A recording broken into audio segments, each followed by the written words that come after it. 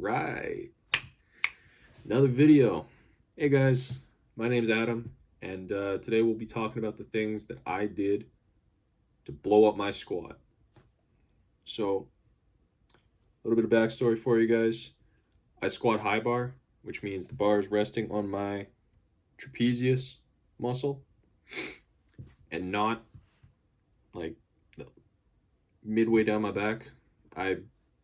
I'm not good at explaining low bar because I'm not somebody who uses it a lot. But yeah, I squat like Olympian style, if you could ever think of like videos like that. Anyway, so my personal best so far as to date is 425 pounds. That is 425, not calibrated, so I can't say like officially or anything like that. But comparatively for my body weight, I'm decently strong. And I'm not a power lifter or anything like that. I just do athletic style workouts because that's the physique I want to go for. That's the physique I want to get back to. Yeah. So with squatting, I would say that the first thing that I did in order to blow it up was figuring out my weakness. So there are two things that you could be weak in, and it's normally only one of these two. So either you have a weak back, weak posterior chain, rather, or weak legs. Weak back results in you not being able to hold the weight upright when you're coming up out of the hole, which is what I had. I had like violently pitching forward, or I just didn't feel like, my back could hold it. And if you have weak legs, your back can hold it, and you feel like no discomfort whatsoever with staying upright, but you can't push. Like you don't feel like anything like that. So with me having a weak back, the way that I addressed it was by doing hyperextensions, good mornings, and snap. What else did I do?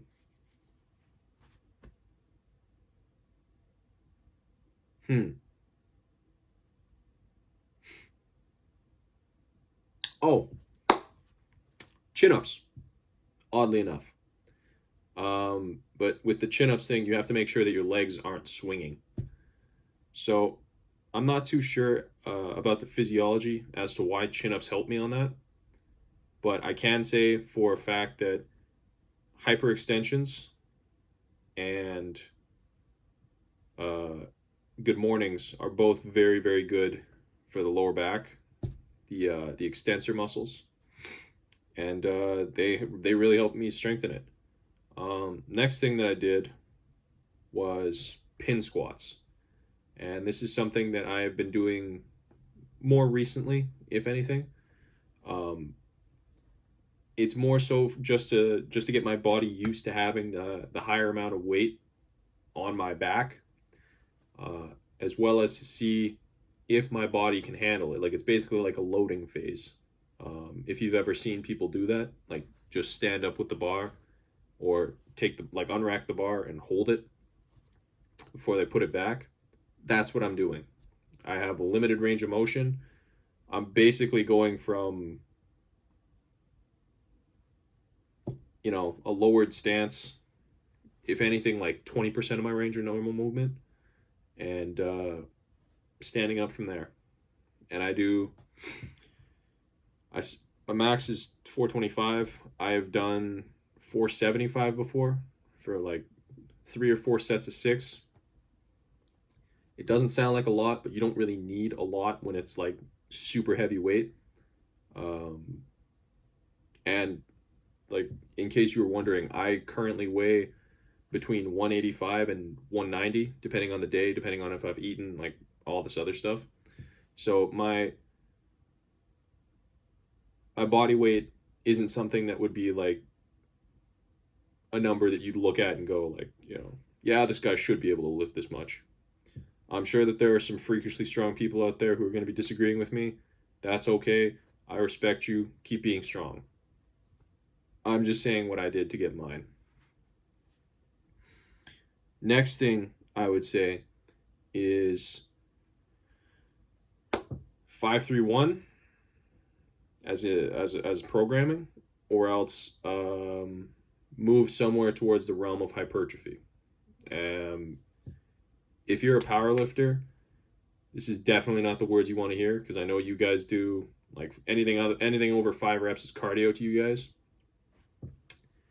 But getting a proper plan together in order to train this stuff is crucial. I like to train on my hypertrophy somewhere around between like the 70 to 80% on the top end. I have done before. What was the most? What was hell? Probably when I did 5 sets of 10 with 315. And I'm not saying that you have to do that either. Obviously, if you can't squat 315, I would probably put, your top personal best, and I would calculate out about like 75% of it, and I'd do the sets with that.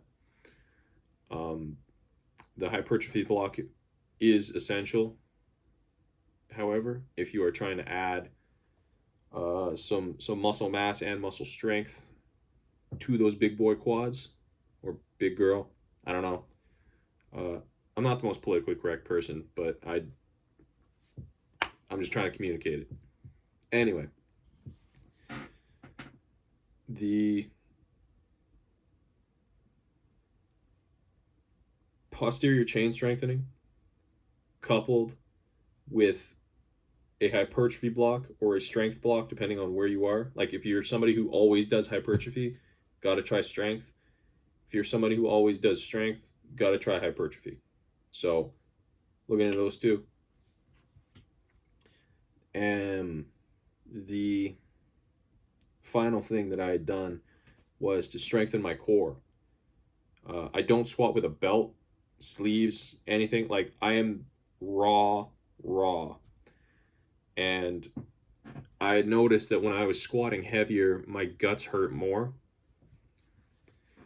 So in order to make up for this, I decided to do a heck of a lot more core training.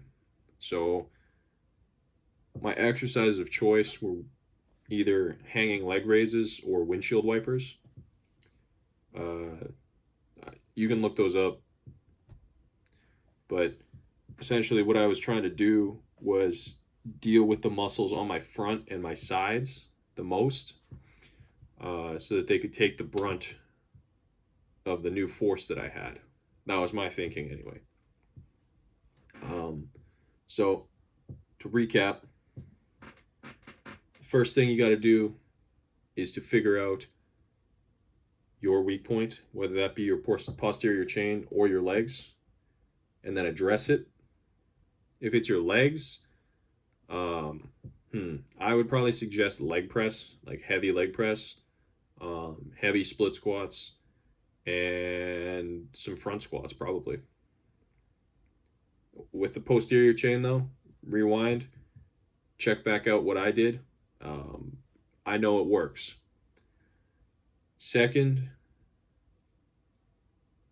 you got to train something different than what you've normally been doing. So again, if you've been doing strength, train hypertrophy. If you've been training hypertrophy, train strength.